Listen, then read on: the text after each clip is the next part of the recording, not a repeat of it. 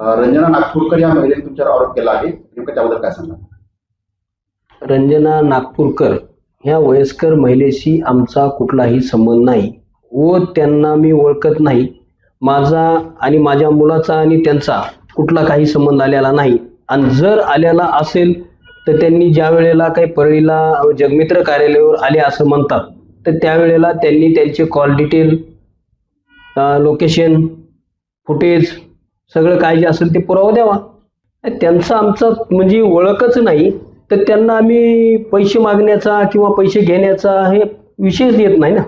मी स्वतःहून पोलीस अधीक्षक साहेबांना विनंती करतो, बीडचे एसपी साहेबांना आणि नागपूरचे एसपी साहेबांना, या प्रकाराची सखोल चौकशी झाली पाहिजे. आणि ज्या त्यावेळेची ताईंना सांगितलं की ह्या तारखेला मी इथं आलते, परळी त्यांच्या घरी आले, असं झालं, तर त्या तारखेचे माझे तुम्ही कॉल रेकॉर्ड्स काढा, माझे CDR काढा, माझे लोकेशन्स काढा.